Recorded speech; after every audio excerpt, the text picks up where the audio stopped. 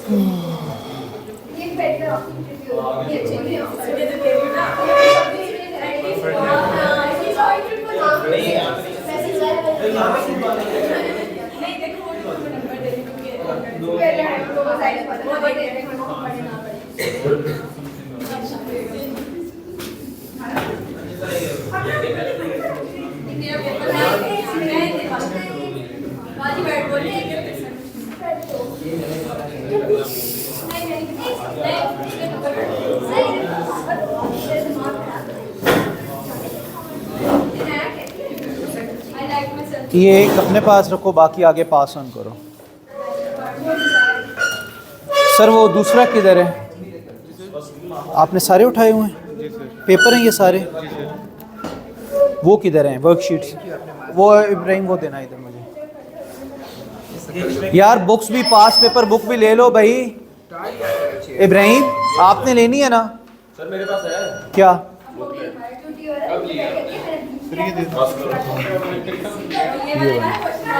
यार मैंने तो 4 बुक्स बनवाई हैं जिन लोगों ने मुझे कहा था उनके लिए, अभी एक ने भी नहीं ली बुक यार। कमाल करते हो यार, तो ये तो बड़ी गलत बात है।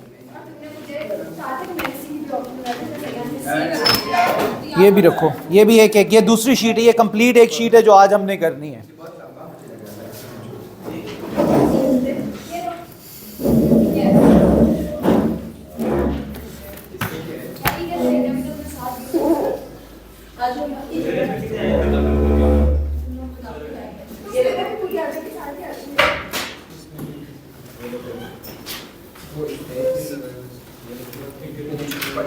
एक तो मिलेगा, तो एक डालो क्या?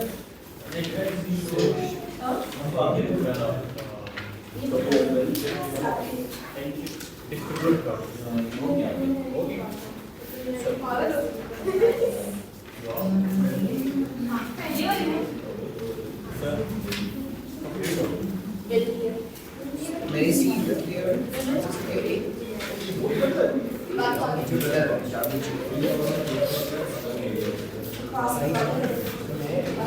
मैं ऐसे मैं आपको बताता हूँ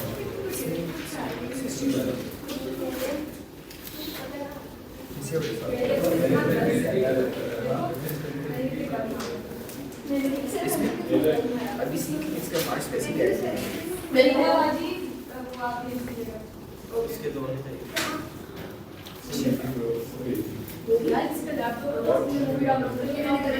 तो tell me what do you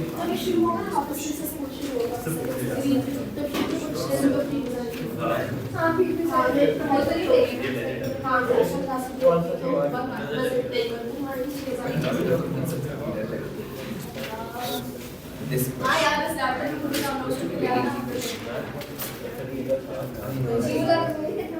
first time मैंने वही ना मुझे समझ नहीं आता कि 143 फिर क्या है सो इजी 143 के अंदर ऑलरेडी ये सिर्फ न्यूट्रॉन है प्लस 92 यार इसमें प्लस 92 ब्रैकेट जी बेटा बस एक नबिया को मौक नहीं मिला सर, दें सर नबिया को मौक।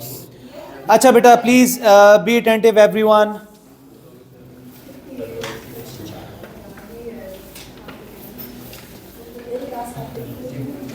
Only 15 people. पीछे सर वहां भी गए थे उसके बाद में कितने दिन चले आए ठीक है सर, ये दरवाज़ा बंद कर दें सर, लॉक कर दें। आप ये पेपर दे दें, आपने सर जाना है, आप चले जाएं नीचे।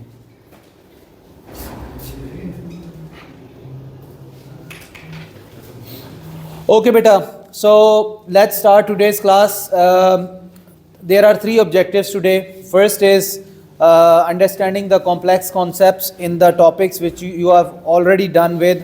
You have revised things as well, ठीक है। Some of you have gone through majority of the past papers as well, so things may look similar to some of you अगर आप लोगों ने ये questions किए हुए हैं, but for them it will be recalling of the things, recalling of the concepts, or for majority of you as based on your mock result, I'll say majority of you आप लोगों के लिए ये नए concepts होंगे सारे, हालांकि हमने पढ़े हुए हैं लेकिन फिर भी नए concepts ही होंगे, ठीक है। अच्छा, फिर कुछ ट्रिकी क्वेश्चंस बीच में मैंने हाईलाइट किए हैं। ये बेसिकली जो वर्कशीट बनी हुई है इसमें जितने बेसिक और इम्पॉर्टेंट चीज़ें थी सारी मैंने क्वेश्चंस इसके अंदर डाले हैं, ठीक है। तो मेन एम इज़ कि हमने असल में क्वेश्चन सॉल्व करने हैं। हम लोग कोई टॉपिक नहीं समझ रहे, मैं साथ साथ आपको टॉपिक भी समझाता जाऊंगा। जाहिर है ये साइड पे आपके देखिए ना, एक तरफ लेफ़्ट साइड पे क्वेश्चन है, राइट साइड पे ब्लैंक स्पेस है, तो उस ब्लैंक स्पेस के अंदर आप क्वेश्चन सॉल्व भी करेंगे और उससे रिलेटेड जो कॉन्सेप्ट होएगा वो भी लिखेंगे। और वन थिंग, जो चीज़ आपको नहीं आती होगी for sure you have to write down. मैं आपको बता रहा हूँ, आपको वो चीज़ नहीं लग रही, आपने लिख लेनी है साथ, खाली सुननी नहीं है, लिखने वाला काम ज़्यादा करना है, ठीक है। जिनको वो चीज़ें आती हैं वो क्वेश्चन सॉल्व करेंगे, वेट करेंगे और बीच में कंट्रीब्यूट करेंगे। लेट्स से आप बीच में ऐड ऑन कर सकते हो चीज़ें कि सर ये क्वेश्चन मैं करूं या इस तरीके से हो सकता है, ताकि आप थोड़ा सा इन रहो। ये ना हो 3 4 5 लोगों ने सब किया हुआ तो वो कहें कि भाई ये तो हमने किया हुआ है तो ये क्या हो रहा है, ठीक है। तो आप लोगों की कंट्रीब्यूशन भी चाहिए होगी जिन्होंने ये क्वेश्चंस किए हुए हैं। तो फिर कुछ ट्रिकी क्वेश्चन के साथ शॉर्टकट मेथड भी कुछ देखेंगे। क्वेश्चंस को सॉल्व करने के कुछ शॉर्टकट मेथड होते हैं, ठीक है। मे बी हमने पहले ज़रा लॉन्गर मेथड से किया हो, अब हम उसको शॉर्टर मेथड से जो है वो उन्हीं क्वेश्चंस को जो है वो ट्राई करेंगे। तो ये नंबर 3 वाला बहुत इंपॉर्टेंट होगा सब लोगों के लिए। ओके, जो टॉपिक्स हमने आज कवर करने की कोशिश करनी है उसमें measurement, vectors, moments, motion in line, projectile, forces and momentum, ये वाले टॉपिक्स होंगे। और यही टॉपिक जो है बेटा इसका आप लोगों ने 24 दिसंबर को आपका मॉक होना है, ठीक है। एक और मॉक एग्ज़ाम आपका जो होगा वो इन टॉपिक्स की बेस पर होगा और वो फुल फ्लेज मॉक नहीं होगा, 50 मार्क्स का मॉक होगा, ठीक है। 50 मार्क्स ये और फिर आगे 31 को होगा 50 मार्क्स का वो होगा। तो इस तरह 100 मार्क्स का आपका जो है कंप्लीट मॉक कर लेंगे। टॉपिक डिफरेंट होंगे। ये वाले टॉपिक जो हैं ये आपके फर्स्ट मॉक के हैं। तो आई विल रिकमेंड कि आप ये वाला जो कमिंग वीक है आप सिर्फ इन टॉपिक्स के ऊपर लगाएं। दिस इज़ माई सजेशन कि सिर्फ ये टॉपिक अच्छे तरीके से करें। टॉपिक बुक से पढ़ें, नोट्स उसके बाद क्वेश्चन सॉल्व करें, ठीक है। क्वेश्चंस के मैं वन ड्राइव लिंक दोबारा सबसे शेयर कर दूंगा पिछली सारी वर्कशीट्स के, ताकि आप वहाँ से आप वर्कशीट भी कर सकें, ठीक है। तो मेजॉरिटी ऑफ यू चूँकि have not done well in the exam, in the previous exam, तो इसलिए आई विल स्ट्रांगली रिकमेंड कि आप इन दिनों में, मतलब 23 को आपका केमिस्ट्री और मैथ्स का है, ठीक है। तो 22 तक, आज क्या है, आज है 18, तो 19, 20, 21 और 22, 4 दिन आपने तीनों सब्जेक्ट पढ़ने हैं, तीनों। तो इन 4 दिनों में आपने ये वाले टॉपिक जो हैं ये क्लियर करने हैं, क्योंकि 23 को आपका मैथ्स और केमिस्ट्री का रीमॉक है और 24 को फिज़िक्स का है इन टॉपिक्स में से, ठीक है। क्लियर? ओके। और आप थोड़ा ज़्यादा एक्सेलरेट कर दें, मतलब आपका इन फिज़िक्स, बेटा चेयर उठा के लाएं, फिज़िक्स में आई विल सजेस्ट कि आपका कम से कम जो एक दिन के अंदर आपका स्टडी टाइम होना चाहिए ना, एक दिन में वो 4 आवर्स होना चाहिए, 4 आवर्स लाजमी, सिर्फ फिज़िक्स के लिए। 4 hours chemistry, 4 hour maths, 12 hour पूरे, बाकी 12 आवर आपके पास हैं। उन 12 आवर में से 6 आवर का स्लीप टाइम निकालें, 6 घंटे बचते हैं, 6 घंटे आपके पास एक दिन में लेजर टाइम है, बहुत है, बहुत टाइम है ये, ठीक है। ओके, सो अच्छा, अभी ये जो लोग अभी आए हैं, बेटा ये वर्कशीट उठा लो एक एक यहाँ से,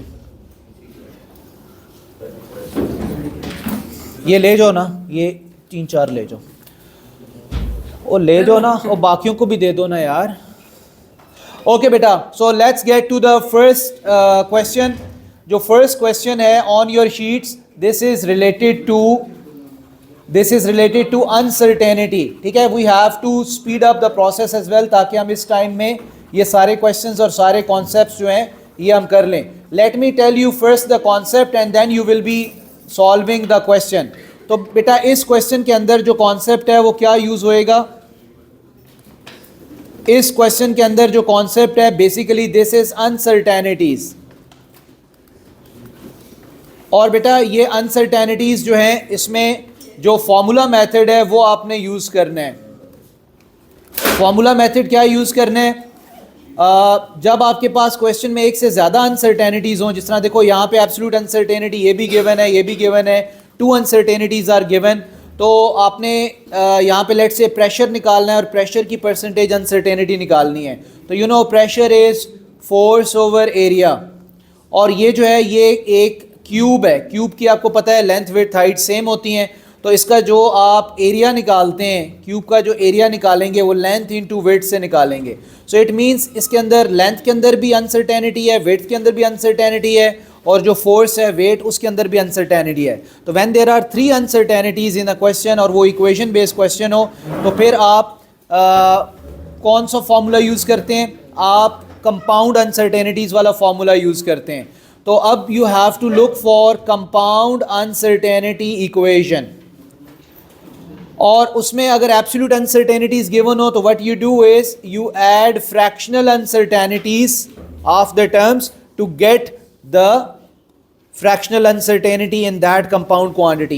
So you will be adding sum of fractional uncertainties of raw data. ये मैं आपको सिर्फ कॉन्सेप्ट लिख के दे रहा हूँ, आपने क्वेश्चन इसकी बेस पर खुद सॉल्व करना है, और देन आपने परसेंटेज अनसर्टेनिटी निकालनी है। तो आप क्या करोगे, आप इसके आंसर को 100 से मल्टीप्लाई कर दोगे, सिंपल। जो यहाँ पे आपका आंसर आ रहा होगा उसको मल्टीप्लाइड बाय 100% करोगे, ठीक है। चलो ट्राई टू सॉल्व दिस, ये ले जाओ 2-3 शीट्स पीछे,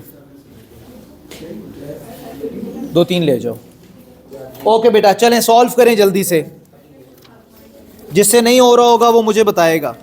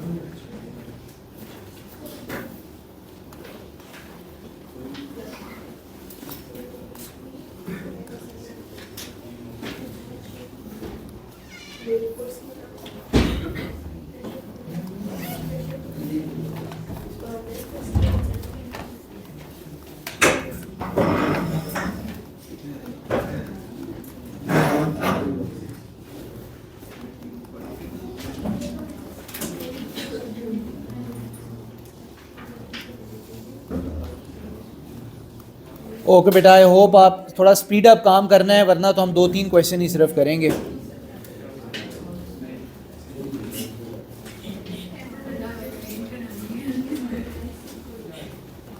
और बेटा प्लीज़ ये नो मोर टॉकिंग, प्लीज़ अलग अलग बैठ जाओ, ठीक है? सिर्फ अपने काम पे फोकस करो, दैट्स इट, ठीक है?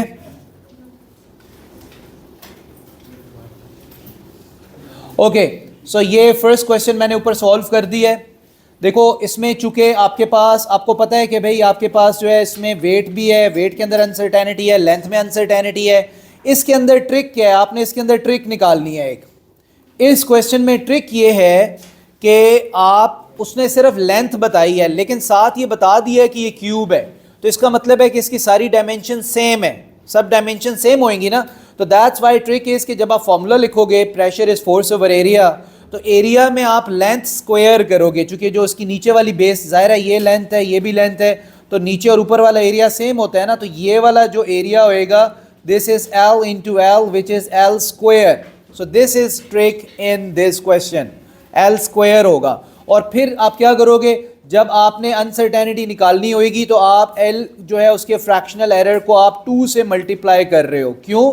पावर रूल, क्योंकि L स्क्वायर था ना, तो that's why 2 multiplied by fractional error in length किया। तो you got the answer, anyone got the answer? 10 okay.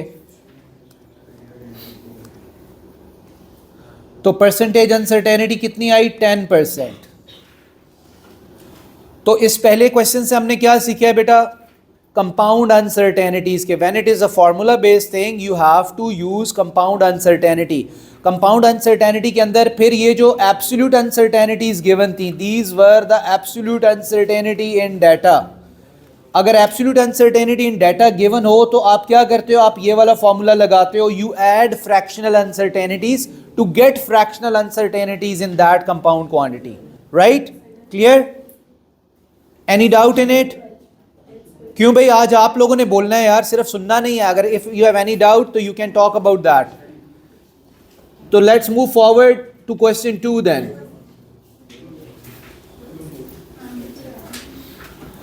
अच्छा बेटा, question 2 is again very very important, it is having many concepts in it, many important concept. Okay, so first of all, the first concept is understanding the question. आप बेटा इस question को समझना ही एक मसला है। How you understand the question? So first we'll look upon the data. We'll say the object's length is measured, the 5 measurements are given. They repeated it 5 times. So millimeter में length given है, the first is 10, then 12, 12, 14, 14. So these are 5 repeated readings. Right? Okay, तो अभी हमने क्या करना है, what is the correct way to plot this length and its error bar? So you have to plot 2 things, you have to plot its the point value and its error bar as well. तो first of all देखो, आपने second concept क्या देखना है, point value कितनी बनती है। तो जब आपको इतनी वैल्यूज गिवन हो तो आप एवरेज वैल्यू यूज करते हैं, या आप खुद करोगे, इसकी एवरेज निकालो कितनी बनती है, तो वो आपके पास यहां से पॉइंट की वैल्यू आएगी जो वाई एक्सिस पर है। नंबर 3, एरर बार लेंथ, ये मैं पहले भी बता चुका हूं और ये बहुत इंपॉर्टेंट है। एरर बार लेंथ का मतलब क्या होता है कि किसी एक एरर बार में पॉइंट से लेके ऊपर एंड तक इसकी लेंथ कितनी है, इसको हम कहते हैं एरर बार लेंथ, पॉइंट से लेके एक तरफ, ठीक है? चेयर ले हो ना। Okay, so error bar length कैसे निकालते हैं? एरर बार लेंथ हम निकालते हैं absolute uncertainty divided by small square value.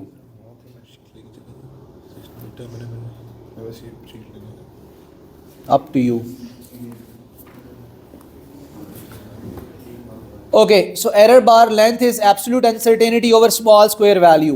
Now a thing comes, how you can find absolute uncertainty, how you can find small square value. So 2 things are there which you have to learn. So absolute uncertainty जो है वो repeated value में कैसे लेते हैं? Repeated values, what do? You take range method, ठीक है। सो range method आप लोगे, अब वो आप खुद करो range method. So we say that absolute uncertainty is max minus mean over 2। और उसके बाद नेक्स्ट थिंग आपने जो स्मॉल स्क्वायर वैल्यू है वो कैसे निकालनी है।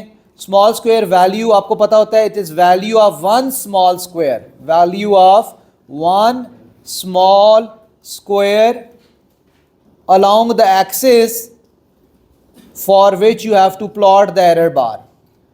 So small square value क्या होएगी, यहाँ पे वैल्यू होएगी इस एक स्मॉल स्क्वायर की, this। तो ये जो वैल्यू है ना, this value, this is small square value। Okay, अब जल्दी से जरा देखो कौन सा इसका आंसर आता है, बी, सी, ओके, सी और बी। अब देखो टू आंसर्स आर देयर। सो जल्दी से करो, बाकी लोग भी करो, देखो क्या आता है आंसर। इसकी मीन क्या आती है, मीन मेरा ख्याल है 12 पॉइंट समथिंग आएगी, 12.4। ओके 12.4 का मतलब है आप पहले इसको क्रॉस कर दोगे, ये 13 नहीं हो सकता क्योंकि ये 13 है, तो ए इज़ गॉन। बी जो है वो हो सकता है, सी भी हो सकता है चूँकि दोनों सेम है, डी नहीं हो सकता। देखो एक वैल्यू से आपके दो ऑप्शन गए, तो इसलिए बी या सी में से कोई एक होगा। Now the error bar length will decide कि आपका ऑप्शन कौन सा होगा। तो एरर बार लेंथ आप कैसे निकालेंगे, absolute uncertainty over small square value. So absolute uncertainty 14 minus 10 is 4, 4 over 2 is 2। तो इसका मतलब है absolute uncertainty is 2 and small square value is how much, 0.5। तो इसका मतलब है ये 4 हो गया, तो 4 बॉक्सेस ऊपर जाना है, तो 1 2 3 4, that's why B is your option, C नहीं हो सकता। अब देखो यार, बहुत सारे क्वेश्चंस हैं जो इस आइडिया पर बेस करते हैं, और अगर इससे रिलेटेड क्वेश्चन आना है तो ऐसे ही क्वेश्चन आना है, ठीक है यार। इसको लिखो बेटा प्लीज़, आज मोड अपना चेंज करो यार, लिखो इसको। ये मुस्कुराने वाला अब मुस्कुराहट मुझे नज़र नहीं आनी चाहिए, ठीक है, बस काम करो, लिखो। ओके बेटा, ऑल क्लियर, ईसा क्लियर। देखो ये सिर्फ मैंने स्टोरी नहीं सुनानी है, आप यू कैन कंट्रीब्यूट, कोई चीज़ पूछनी है कुछ, एनीवन, आप बिल्कुल just feel free to discuss. Question number 3, और अपने आप को गेज भी करते जाओ। गेज करने का तरीका ये है कि अगर एक क्वेश्चन मैं करा रहा हूँ, आपको आता है, आप कह रहे हो ईजी, तो उस पर कुछ लिखने की ज़रूरत नहीं है। जिसमें आप समझ रहे हो यार थोड़ा सा आपको टाइम मिल रहा है, चैलेंज मिल रहा है, कुछ समझ नहीं आ रही, कर लिया है, उसको आप उसके ऊपर लिख लो, अपने नोट्स बना लो कि भाई इसमें मुझे थोड़ी सी डिफ़िकल्टी फील हुई है, बिकॉज उन्हीं को आपने दोबारा रिपीट करना है फिर, right. Okay, let's move on to a very challenging question for most of you. This is a graph based question. बेटा सेक्शन 2 जो सेक्शन बी है ना, that contains the graph based question. Section A simple होता है, knowledge based. Section B जो होता है ना, उसमें ग्राफ से रिलेटेड क्वेश्चन लाजमी होता है, एक या दो क्वेश्चन ग्राफ से रिलेटेड होते हैं। सेक्शन सी आपको पता है एमसीक्यूज होते हैं, उसमें अलग से ग्राफ आ सकता है, दोबारा भी आ सकता है, लेकिन मेनली सेक्शन बी के अंदर ग्राफ बेस्ड क्वेश्चंस हैं। So this is a system which is supported at P and then supported by vertical force meter. There is a mass M which is hung with the meter with the metal tube, and the length of the metal tube is B, and the distance of this mass from the pivot is A, and then this is the force which can be tension, it is acting in upward direction by the force meter. Of course that is the holding force, right? There is one other point from which a force, there are two other points from which two forces are also acting but not labeled on the diagram. What are those two forces? देखो बेटा, एक तो wait already ये mess बना हुआ है तो इसका वेट डाउनवर्ड है, एक यहाँ से फोर्स अपवर्ड बनी हुई है, that's fine. Two more forces, one is from the pivot which is the contact force upward, or this is the normal reaction force or the contact force, and second is the weight of the metal tube which is acting downward from its center of gravity point. So these two forces are also there, ठीक है। उसने पूछा नहीं है, अब कुछ चीज़ें मैं आपको एक्स्ट्रा बताऊंगा जो क्वेश्चन से हट के होंगी, लेकिन आपको पता होनी चाहिए। Next thing they said that show by taking the moments about P that F is equal to this. अब आपने मोमेंट्स की इक्वेशन लेनी है और आपने ये एक्सप्रेशन बनाना है. This is just 1 mark. You have to make this expression. It means the hint is by taking moments about P, this is the hint for you. Whenever they will say this, you will say, okay, moments, so it means we have to, and this is in equilibrium. That's why you have to apply principle of moments. So just apply the principle of moment on it, right? And you know, applying principle of moment is like P, F, D, TOM, EOM. I hope everyone knows this. These are the 5 things that you have to consider. Every time question from moment will come, 5 things. P, F, D, TOM, EOM. What is P? P is pivot. So you just have to locate where is the pivot. So pivot is right here. Okay, we are done with pivot. Just line लगा दो उस पे. Then forces. So forces किधर किधर है? So we have labeled the forces as well. Like ये W भी हो गया और ये इसका वेट भी मेटल बार का हो गया, एफ भी हो गया, आर भी हो गया. We are done with the forces. Next thing is the distance, perpendicular distance of each force, right. तो इसमें फिर डिस्टेंस जो है वो भी हमें पता है, ए बी है. और उसके बाद जस्ट हमें ये जो वेट है ना, इसका जो डिस्टेंस होएगा वो b/2 होएगा.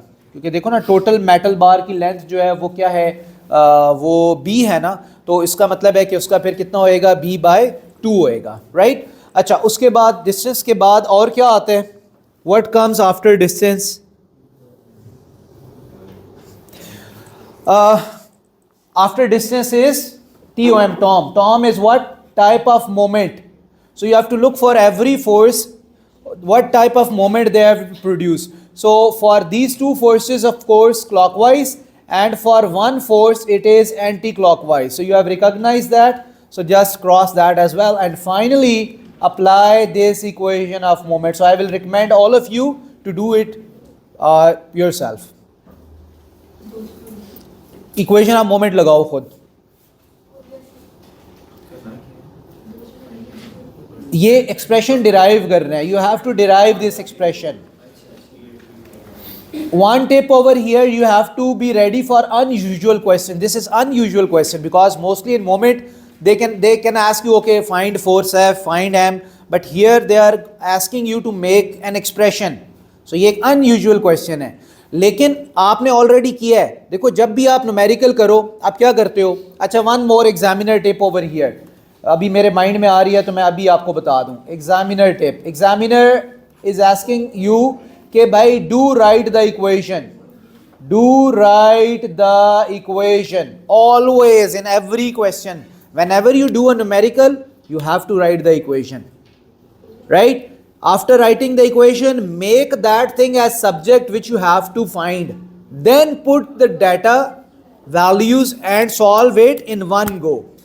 और ये ऑलरेडी हम इसी के ऊपर प्रैक्टिस कर रहे हैं और यही बात वो रिकमेंड कर रहा है. तो ये कह रहे हैं कि भाई आपने हर सूरत में इक्वेशन लाजमी लिखनी है. ये अपनी हैबिट बना लें इक्वेशन लिखने की.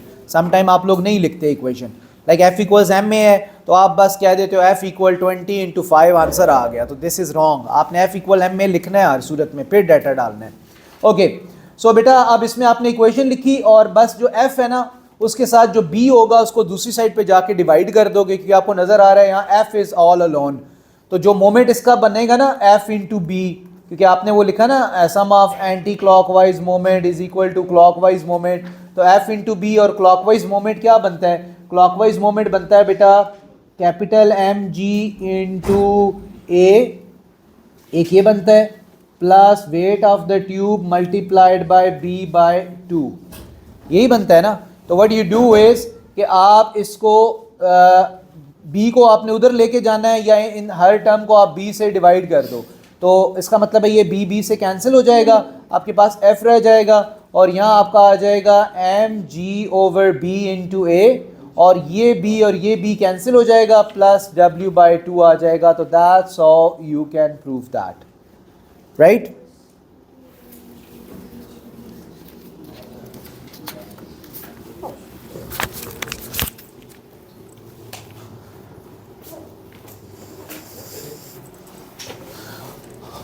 Okay, next thing is the graph. Draw the best fit line. Okay, best fit line features क्या होते हैं बेटा?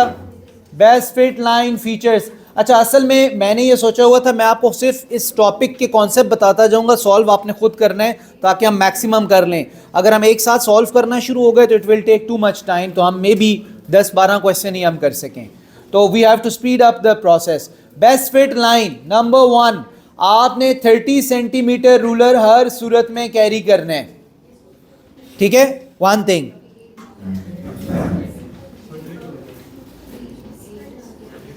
बेटा please be fast, I will not wait, ठीक है। I am recording this as well यार, बेटा I am recording this as well, ठीक है। अच्छा, okay, best fit line feature, you have to carry 30 centimetre ruler with you, लाजमी। Next thing, single line draw करनी है, सिंगल नीट थिन लाइन। ये एक नंबर है इसका भाई, इसका नंबर वो बहुत, इसमें भी एक एग्जामिनर टिप है कि अगर कहीं पे लाइन की थिकनेस ज्यादा हुई, अनइवन लाइन हुई, कहीं लाइन की थिकनेस ज्यादा कहीं पे कम, -1, वो -1 कर देगा इसको। Okay okay, let me tell you, it is not necessary कि आप जो है वो लाइन ऑरिजिन तक लेके जाओ। लाइन ऑरिजिन पे भी जा सकती है, हर लाइन ऑरिजिन से शुरू नहीं होती, उस एक्स इंटरसेप्ट भी हो सकता है, वाई इंटरसेप्ट भी हो सकता है। आपने लाइन फर्स्ट पॉइंट से लास्ट पॉइंट के बीच में ड्रॉ करनी होती है, फर्स्ट और लास्ट, बस। फिर आप उसको स्ट्रेच भी कर सकते हो और एक्सिस तक लेके जा सकते हो, कोई इशू नहीं है, राइट। मतलब ये कि ये लाइन मैं यहां से भी ड्रॉ कर सकता हूं और इसको मैं पीछे भी लेके आ सकता हूं, कोई इशू नहीं है, both methods are equal. But if they ask you to find Y intercept, तो बेटा आपको फिर वाई पे लानी पड़ेगी ना, फिर तो आप पीछे लेके आओगे उसको, right. Okay, so best fit line single neat thin line होनी चाहिए और इक्वल स्कैटर ऑफ पॉइंट होना चाहिए, equal scatter of points. Equal scatter of points का क्या मतलब है कि अगर let's say if I have drawn this line,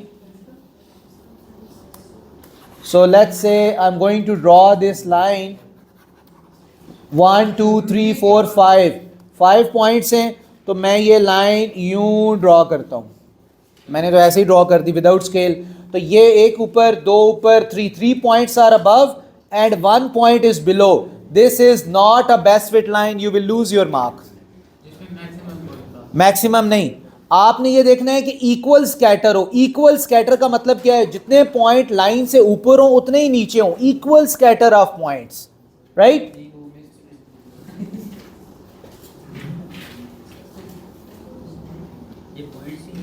okay, let's say अभी आखिर में कर्व है बट मैं जस्ट अज्यूम कर रहा हूं, this point is below the line, this point is above the line, all points are on the line, this is your best fit line. 1 point above, 1 point below, it's fine. 2 points above, 2 points below, it's fine. 3 point above, 3 below, it's fine. If odd number comes, like 3 points are not coming on line, then 2:1 is acceptable. ठीक है? If 5 points are not coming on line, 3:2 is acceptable, but 4:1 is not acceptable. तो difference of 1 point is acceptable. अगर एक point ही line पे नहीं आ रहा, वो कहीं भी आ सकता है, ऊपर नीचे कहीं भी हो सकता है। Clear? तो आप ये कह रहे हैं अगर दो लाइन ऊपर और एक पॉइंट नीचे तो ठीक है, फिर ठीक है या अगर 3 पॉइंट, लेकिन यू हैव टू ट्राई के बेस्ट फिट हो, इक्वल स्कैटर हो, this is first priority, right. Okay, moving forward, you have to determine M, this is a challenging part for most of you, this is challenging part, finding m using graph, बेटा जो लोग late आए हो जल्दी connect करो इस चीज के साथ, ठीक है, हम पहले काफी कर चुके हैं काम। अच्छा, ग्राफ से आपने ये वैल्यू निकालनी है m। अब देखो ऊपर हमने एक इक्वेशन लिखी थी, f is equal to M G over b into a plus w over 2. You remember this equation जो आपने अभी प्रूफ की है। As this is straight line equation, the line that you have drawn is a straight line. So what you do is you compare this with straight line equation. This is essential ingredient of graph type question. they will surely ask you to find something by comparing the given equation with the equation of straight line. ये ऊपर वाली बेटा आपकी given equation है, this is given equation and this is straight line equation, but you know that this is only applicable if the line is straight. If the line is curved, then you will not be doing this. ठीक है, clear? Now you are going to do the comparison. So you'll say कि I have plotted f along y axis in the graph. आप graph में देखें क्या f y axis पर है? f y axis पर है, अपने ग्राफ में देखें. Yes. उसके बाद a जो है वो x axis पर है, a. तो a जो है ये x axis पर है, this one. तो अब इस कंपैरिजन से आपको ये पता लगा कि we can say this w over 2 is equal to y intercept. This w over 2 is y intercept, and then this mg over b is your gradient. It is your gradient, right? And they are asking you to find m. What is this m? What is this m actually? Huh? This is mass. Okay. So what you do is you make this equation and अब आप ये वाली equation बनाओगे, आप ये नीचे वाले m को आप ग्रेडियंट लिखोगे इसको, दिस इज ग्रेडियंट, राइट? तो आप लिखोगे कि gradient is equal to m g over b, right? और यहां से आपके पास m आपने फाइंड करना है, तो it will be equal to b into gradient over g, right? तो अब इसमें आपको b गिवन होना चाहिए, b मस्ट बी गिवन होगा क्वेश्चन में. शायद मैंने यहाँ पे पूरा क्वेश्चन यूज नहीं किया, तो b must be given. b क्या है? b is the length of the rod. It will be given in the question कि वो कितनी है, लेंथ ऑफ द रॉड है या f तक का डिस्टेंस है. It between f and p distance given होगा. आप ग्रेडियंट निकालोगे. All you need to do is कि आपने ग्रेडियंट निकालना है, ग्रेडियंट को b से मल्टीप्लाई करना है और g से डिवाइड कर देना है. Some time it also happens कि वो आपको ये वेट निकालने के लिए कहे, वेट, तो आप उसको क्या करोगे? w/2 is c is y intercept. तो यहां से आप करोगे w is equal to 2 into Y intercept. तो y इंटरसेप्ट जो है वो आप ग्राफ से देख लोगे. देखो ना, आप y इंटरसेप्ट ग्राफ से देख लोगे. इस लाइन को स्ट्रेट लाइन पीछे लेके आओ और ये आपका y इंटरसेप्ट है. यहां से आप y इंटरसेप्ट निकाल लो और y इंटरसेप्ट को आप 2 से मल्टीप्लाई करो. That will be your value of weight. ठीक है, क्लियर? मतलब मैंने आपको दोनों मेथड बता दिए हैं कि ग्रेडियंट से आप कैसे निकालेंगे और ग्रेडियंट से आप क्या निकाल सकते हैं, जो हैंगिंग मास है m वो निकाल सकते हैं, और y इंटरसेप्ट से आप क्या निकाल सकते हैं, वो जो मेटल ट्यूब है उसका वेट निकाल सकते हैं. मे बी वो आपको वेट भी निकालने के लिए कहे तो वो y इंटरसेप्ट से निकल आएगा. m निकालने के लिए कह रहा है तो आप ग्रेडियंट से निकाल लोगे. The main theme of this question was graph. ठीक है, ग्राफ क्या था? पहले आपने इक्वेशन बैलेंस की, ऊपर इक्वेशन आ गई, आपने पॉइंट बेस्ट फिट लाइन बनाई, फिर आपने ग्रेडियंट लेना है. अच्छा, आपको पता है ग्रेडियंट कैसे लेते हैं? ग्रेडियंट के लिए you choose 2 points which are far apart from each other. The preference will be कि first point will be closer to first point and second point would be closer to the last point. ये आपने gradient लेना है. तो let's say मैं gradient के लिए पहला पॉइंट ये ले रहा हूँ और दूसरा मैं ये ले रहा हूँ. One more thing, it is not necessary कि भाई ग्रेडियंट वाले पॉइंट आपके लाइन के ऊपर आ रहे हो. May be not a single point is coming on the line, but still you can find the gradient. तो ग्रेडियंट के लिए जिसको ये बात नहीं पता वो लिखेगा कि ग्रेडियंट के लिए ज़रूरी नहीं है कि प्लॉटेड पॉइंट क्रॉस वाले हम लें. हम लाइन पे अपनी मर्जी का कोई भी पॉइंट ले सकते हैं. फॉर एग्जांपल, मैं अगर ये कह रहा हूँ कि यार ये पॉइंट बहुत अच्छा है, देखो ना ये वाला पॉइंट, ये पॉइंट, मैं इस पॉइंट को ग्रेडियंट के लिए ले सकता हूँ. क्यों? क्योंकि मुझे पता है इधर से ये 6 आ रहा है और नीचे से भी मुझे पता है ये इजी वैल्यू है, तो I will take the easy value, I will not take the plotted value. ठीक है, क्लियर? और ग्रेडियंट के लिए आपने ये ट्राइंगल बना के शो करनी है, फॉर श्योर ट्राइंगल बनानी है आपने. Is this thing clear? Y intercept का भी आपको पता लग गया, वो तो सिंपली वाई एक्सिस को टच कर रहा है तो वो आपका वाई इंटरसेप्ट है. अच्छा, एट टाइम्स वाई इंटरसेप्ट निकालने का एक तरीका डिफरेंट भी होता है, Y intercept method. This may be new for you, for some of the people. एक तो होता है बेटा direct Y axis reading, direct Y axis intersection,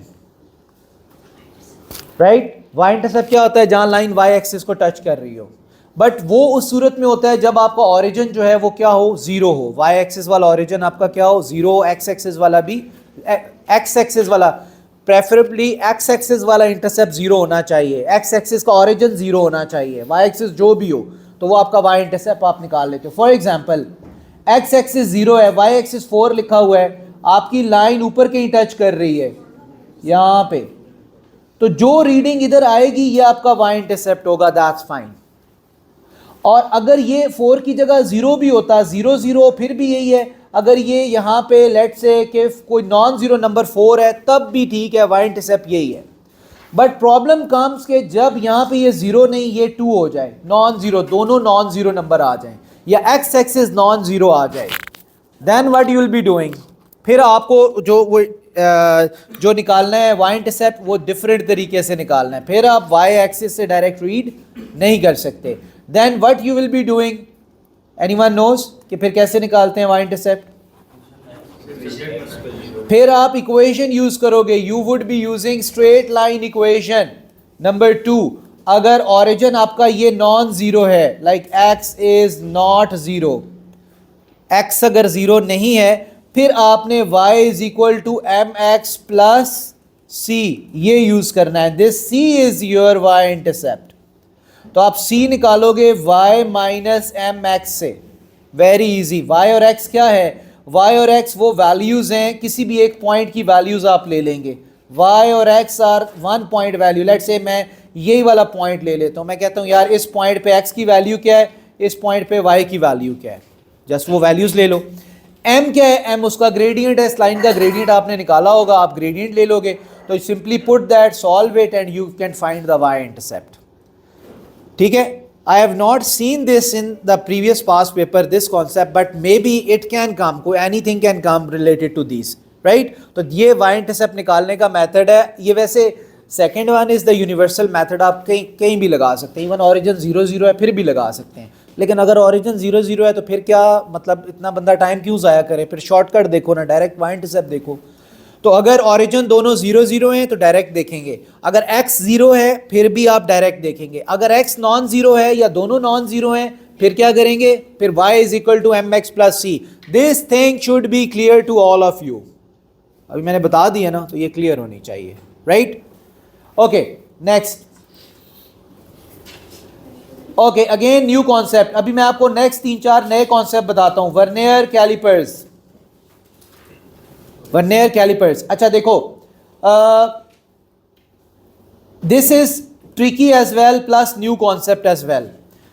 tricky देखना है, ट्रिकी कहां पे है और न्यू कॉन्सेप्ट कहां पे है ये देखना है। न्यू कॉन्सेप्ट है कि ये जो रीडिंग है ना, ये लेट से न्यू कॉन्सेप्ट है, इसकी रीडिंग लेनी है। आपको पता है जो मीटर रूल होता है, मीटर रूल, अगर मैं सबकी रेजोल्यूशन या लीस्ट काउंट लिखूं तो मीटर रूल, वर्नियर कैलिपर्स और स्क्रू गेज, इन 3 इंस्ट्रूमेंट्स की जो लीस्ट काउंट हैं वो क्या होते हैं? मीटर रूल का क्या होता है? 0.1 सेंटीमीटर या 1 मिलीमीटर। वर्नियर कैलिपर्स का एक स्टेप और नीचे हो जाता है, 0.01 सेंटीमीटर या 0.1 मिलीमीटर। स्क्रू गेज का क्या होता है? 0.001 सेंटीमीटर और 0.01 मिलीमीटर, राइट? ऐसे ही है ना?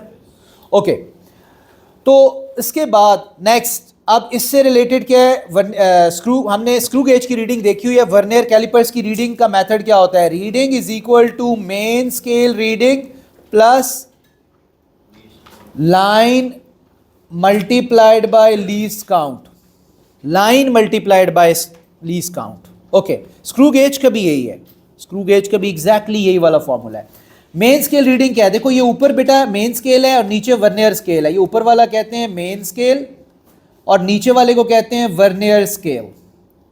अब देखो वर्नियर स्केल का जो 0 है, आपने उससे पहले देखना है कि रीडिंग क्या आ रही है। वर्नियर स्केल के 0 से पहले मेन स्केल पे क्या रीडिंग है, that is your main scale reading. तो क्या रीडिंग है बेटा? 12.1। ये 12.1 आ रही है ना ये वाली, तो आप मेन स्केल की जगह 12.1 लिख दोगे, इजी। अब लाइन, लाइन देखो ये जो 10 लाइंस हैं इनमें से कौन सी लाइन मेन स्केल की लाइन के साथ मिलके स्ट्रेट लाइन बना रही है? Straight line, seventh one. देखो ना, इसलिए मैंने लाइन लिखा है, ये देखो लाइन। ये लाइन का मतलब क्या है कि जो दोनों स्केल्स की रीडिंग मिलके स्ट्रेट लाइन बना रही होंगी, आपने वो देखनी है। तो ये नंबर 7 है, इस लाइन का नंबर आपने लिखना होगा। Number 7 into least count is how much? 0.01। So this is 12.1 plus 0.07, तो this is 12.17 and this is in centimetre. Look here, this is your careful observation. ठीक है, ये नहीं कहना ये पता नहीं क्या है, मीटर है, मिलीमीटर है, क्या लिखा हुआ है उसके ऊपर सेंटीमीटर, तो दिस इज सेंटीमीटर। इसीलिए आपने लीस्ट काउंट भी सेंटीमीटर वाला यूज किया है। अगर यहाँ मिलीमीटर लिखा होता तो आप लीस्ट काउंट मिलीमीटर वाला यूज करते। ठीक है, क्लियर? ओके, अब ये तो आ गया, लेकिन this is not end of story, something else is there. And what is that? There is a rope which consists of many smaller ropes, 1 2 3 4 5 6 7. Where is the trick? The trick is that ये जो हमने reading ली है, ये इन 3 ropes की length है, 3 ropes का diameter है। Trick is here, 3 क्या है वो, राइट? अब वो ये कह रहा है, using this figure show that cross sectional area of the rope is approximately this. Cross sectional area आपने बताना है कि क्रॉस सेक्शनल एरिया इसका अप्रॉक्सीमेटली 9 × 10⁻³ है, इस रोप का cross sectional area. What they say, there is a steel rope, one steel rope, the rope is made up of 7 identical wires. अच्छा, आप देखो ऊपर वायर्स कह रहे हैं अलग अलग, और यहाँ पे वो कह रहे हैं रोप। तो ये भी ट्रिक है कि आपने ये देखना है कि अच्छा भाई मैंने रोप का ही निकालना है, तो रोप का मतलब है वो पूरा उसका निकालना है, एक वायर का नहीं निकालना आपने एरिया। कुछ लोग 3 पे डिवाइड कर देंगे कि ये बीच में 3 आ रही हैं, तो you have to read the question carefully and you have to underline the things. देखो अंडरलाइनिंग का तो मैं आपको डे 1 से कह रहा हूँ कि जब क्वेश्चन पढ़ो अंडरलाइन करो उसको। तो यहाँ पे आपने देखो स्टील रोप और वायर, इसको अंडरलाइन कर लेना है। अब आपने क्या निकालना है? Cross sectional area. तो क्रॉस सेक्शनल एरिया जो है, ये रीडिंग हमने किसकी निकाली है? ये पूरी रोप की निकाली है ना, राइट? रोप का हमने डायमीटर निकाला है। तो आपने क्या करना है? एरिया क्या होता है? πr² होता है या πd²/4 होता है।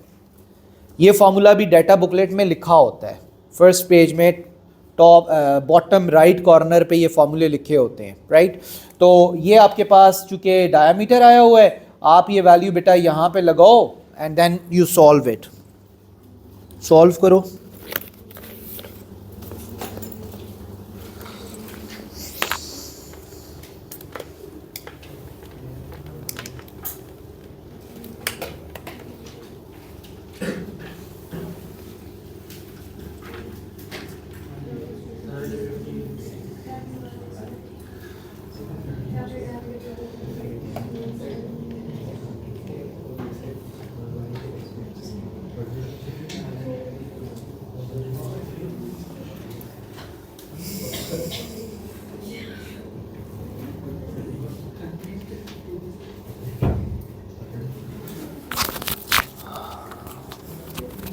जी बेटा, व्हाट्स द आंसर? आंसर देखो ये आना चाहिए। हाँ, नहीं आ रहा?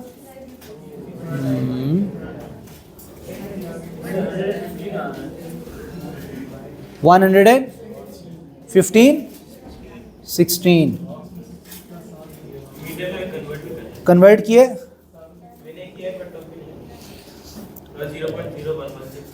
0.0116 1.16 into 10⁻²। Why? Divide it with 3. Divide करो 3 से, 3 से डिवाइड करो। 3.877 नहीं, वो भी नहीं आ रहा। एरिया क्रॉस सेक्शनल एरिया का फॉर्मूला से है? हाँ, क्रॉस सेक्शनल एरिया वही होता है ना। क्रॉस सेक्शनल एरिया तो यही है, 12.17 आ गया। 12.17 उसका डायमीटर है, ठीक है। Figure shows vernier caliper measuring the maximum width of one steel rope. Okay, one steel rope that is made up of 7 identical wires. Figure shows a larger view of scale of the vernier calipers. Okay, 7 ही है। Using that cross sectional area of this rope is this. Calculator मुझे तो आना चाहिए यार। ऐसे तो नहीं है कि एक का निकालेंगे और से फिर सर अगर 7 से मल्टीप्लाई करते हैं तब आ रहा है।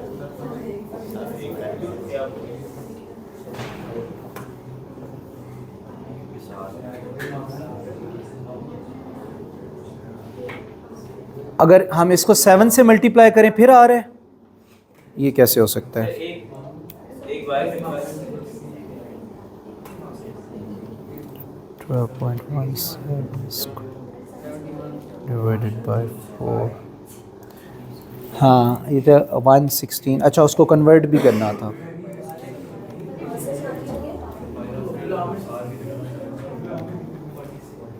वन सेवन इंटू 10⁻, माइनस आपने सेंटीमीटर स्क्वायर को मीटर स्क्वायर में करना है तो किससे मल्टीप्लाई करते हैं?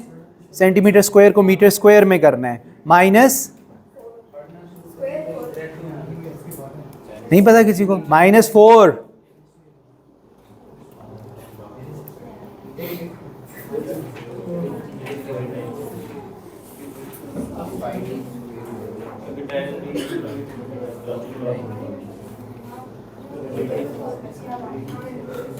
Okay, maybe.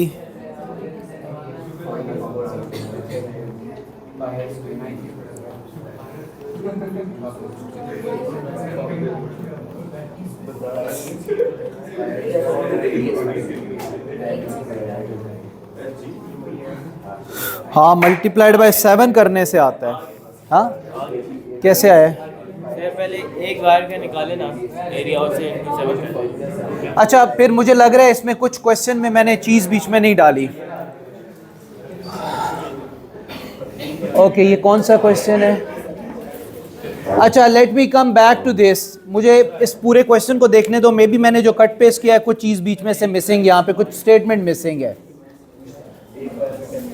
मिसिंग स्टेटमेंट जी बेटा। Question number 4।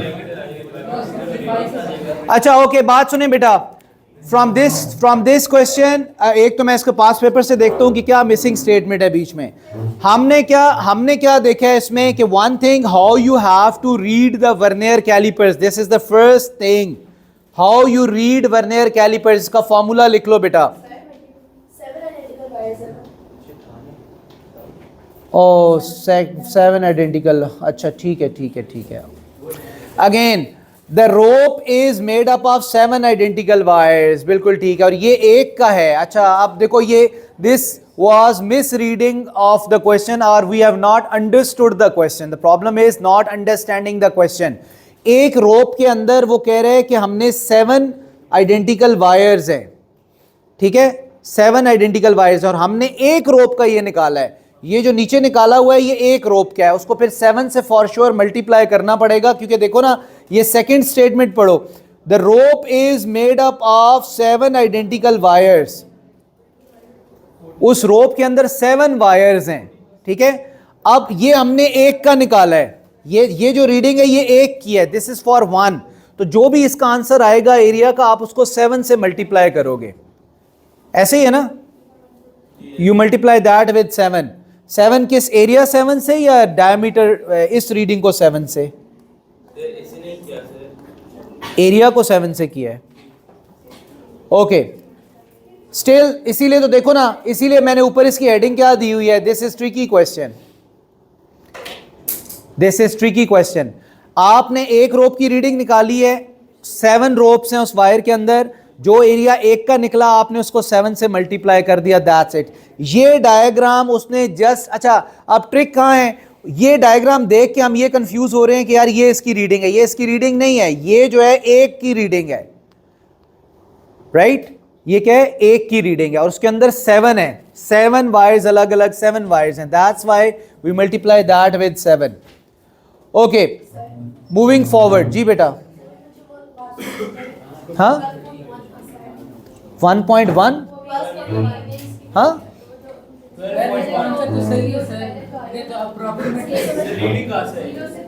कौन सी रीडिंग, ये वाली 12.1 ये आई ना बेटा, ये 12 है और 12.1 दिस, ये आपने यहां से देखना है ना। इस जीरो से पहले देखना है, ये जो जीरो है इससे पहले देखना है मेन स्केल पे क्या आ रहा है। This is called main scale reading. ठीक है बेटा, दोबारा देख लो, इसमें इंपॉर्टेंट चीज ये वाली भी है कि आप रीडिंग सही रीड करो। देखो, ये नीचे वाला होता है वर्नियर स्केल, ऊपर वाला होता है मेन स्केल। वर्नियर स्केल के जीरो से पहले मेन स्केल पे जो रीडिंग है उसको मेन स्केल रीडिंग कहते हैं। तो ये कितनी आ रही है? 12.1। फिर देखते हैं कि इन दोनों स्केल की कौन सी लाइन स्ट्रेट लाइन बन रही है। बेटा मेरी बात सुन लो यार, स्टॉप टॉकिंग प्लीज। आपने देखना है कि वर्नियर और मेन स्केल की कौन सी लाइन स्ट्रेट लाइन बन रही है, तो उस लाइन को आपने यहां पे लिखना है। ये फॉर्मूला लिख लो, that's it, this is the method, कुछ भी नहीं है और इसमें।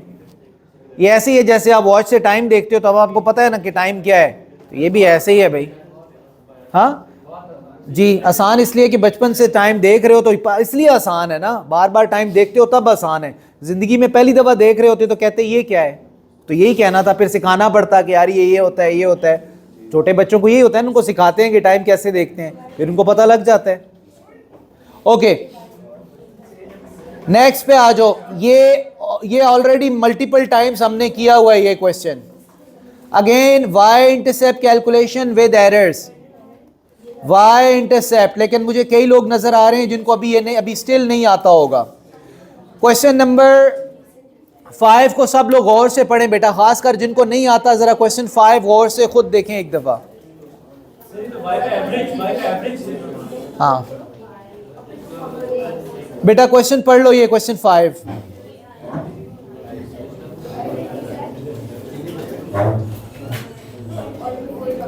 क्वेश्चन 5 अपनी शीट से पढ़ो, शीट से पढ़ो बेटा, स्क्रीन से नहीं पढ़ो।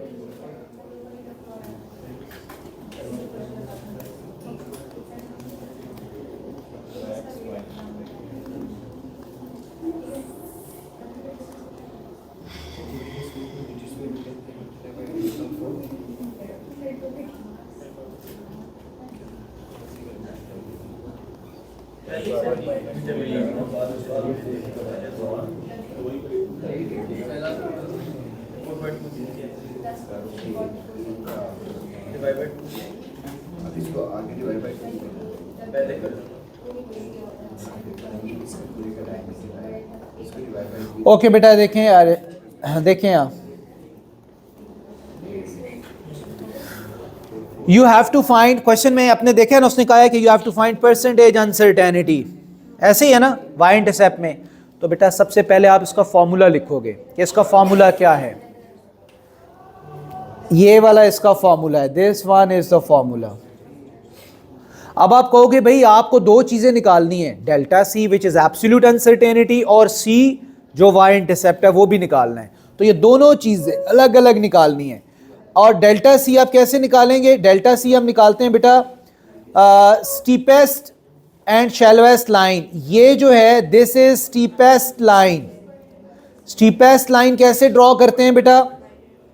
स्टीपेस्ट लाइन कैसे ड्रॉ करते हैं? आप पहले जो एरर बार्स बने हुए हैं, पहले एरर बार, लेट्स से ये जो एरर बार है इसका टॉप और जो लास्ट एरर बार है उसके बॉटम को आपस में मिला दो। अगर नेगेटिव ग्रेडियंट है तो आपके पास स्टीपेस्ट लाइन बन जाएगी जिसका ग्रेडियंट सबसे ज्यादा है। ये नेगेटिव ग्रेडियंट के लिए है, पॉजिटिव के लिए अलग है।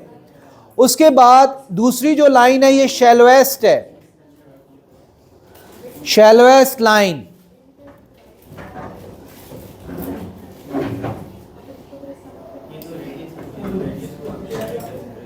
बेटा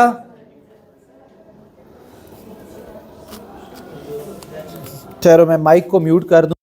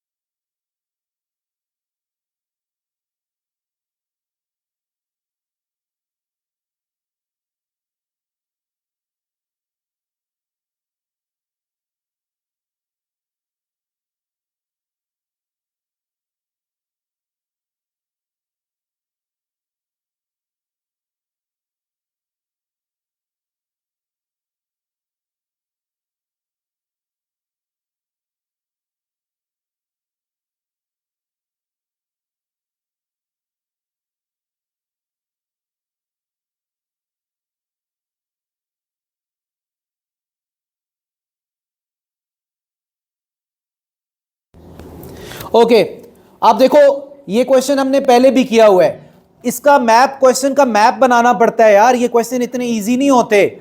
मैप में पहली चीज क्या होती है, जो आपने निकालना है, कैसे निकालना है उसका फॉर्मूला लिखो। उसने क्या कहा है, उसने कहा है भाई आपने परसेंटेज अनसर्टेनिटी निकालनी है। What is the percentage uncertainty? आप कहोगे अच्छा this I have to find, what is the formula for that? Percentage uncertainty in Y intercept is absolute uncertainty in Y intercept over Y intercept multiplied by 100। अब आप कहोगे ये किधर हैं चीजें, where is absolute uncertainty in Y intercept, where is Y intercept? वो तो है ही नहीं यहाँ पे। तो अगर इस तरह की स्टीपेस्ट और शैलोएस्ट लाइन बनी हो और बेस्ट फिट ना बनी हो, best fit line not given, क्यों भाई बेस्ट फिट बनी हुई है यहाँ पे कहीं? नहीं बनी हुई। फिर क्या तरीका है? अनसर्टेनिटी आप निकालेंगे, मैं इसको स्टीपेस्ट को कह रहा हूं ST और शैलोएस्ट को SH कहूंगा, तो steepest Y intercept minus shallowest Y intercept divided by 2, ये फॉर्मूला है इसका, ठीक है। उसके बाद अगर आपने C, और वो आप यहां से देख लोगे ये वैल्यू कितनी है स्टीपेस्ट की कितनी है 43 50, और उसके बाद शैलोएस्ट की कितनी है वो आप यहां से निकाल लोगे 43 10 और डिवाइड बाय 2 कर दो, यू गॉट योर आंसर। तो 50 10 40 40 over 2 20, तो 20 अनसर्टेनिटी आ गई। अब आपने वाई इंटरसेप्ट निकालना है, तो वाई इंटरसेप्ट कैसे निकालते हैं? Steepest Y intercept plus shallowest Y intercept over 2। Why? Because average निकालनी है आपने। Best fit Y intercept average से निकलेगा कि भाई मेरा स्टीपेस्ट कितना है, शैलोएस्ट कितना है, add them and divide by 2। सो इन दोनों को ऐड करके 2 पे डिवाइड करोगे तो क्या आंसर आएगा? 4330। अब बेटा ये वैल्यूज आप यहां लगा दो, ये वैल्यू यहां लगा दो नीचे इधर, और ये वैल्यू इधर लगा दो, and solve it, you will get percentage uncertainty. ठीक है। अब जिसको ये अगर नहीं आता ना, उसने फिर साथ लिख लेना है कि यार मुझसे ये ग्राफ वाले अनसर्टेनिटी वाले क्वेश्चन नहीं होते, और नेक्स्ट फ्यू डेज में इसी के ऊपर काम करना है। This is very important. आपको याद होगा मैंने आपको शुरू में कहा था यार एक नोटबुक के एंड पेजेस रखो और उसमें लिखो आपको क्या क्या नहीं आता। अब वो चीजें जिसने लिखी है ना, अब उसके काम, अब वो दिन है, लास्ट 10 डेज में आपने वो चीजें देखनी होती हैं कि आपको क्या नहीं आता। हाँ, अगर कुछ भी नहीं आता तो फिर तो सारा कुछ देखना होगा, है ना? कुछ ना कुछ तो आता है। हाँ, कुछ ना कुछ आता है। कोड क्या है इसका, फिजिक्स का कोड क्या है बताओ? देखो कोड ही नहीं पता, कोड क्या है, कई लोगों को नहीं पता होगा। हाँ,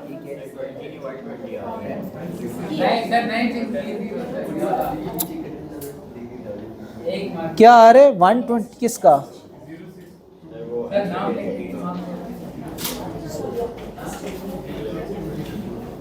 ये 120 आ रहा है?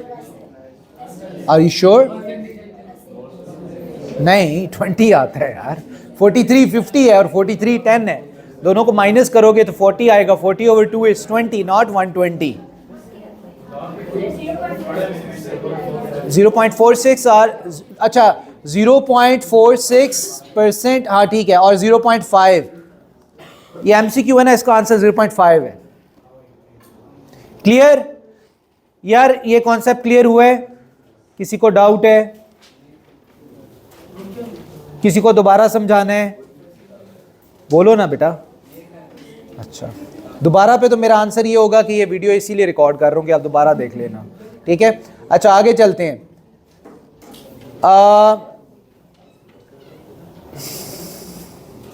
अच्छा, एक मैं जंप करके जरा नेक्स्ट क्वेश्चन पे जाना चाह रहा हूं।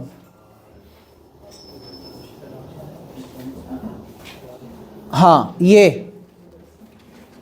क्वेश्चन नंबर 4 निकालो चैप्टर 2 का। अगले चैप्टर में जाओ ना, मैकेनिक्स एंड मटेरियल्स में जाओ। Question number 4। अभी पहले थोड़ा हम रैंडम जाते हैं, जो थोड़े से चैलेंजिंग कॉन्सेप्ट हैं वो आपको बताता हूं।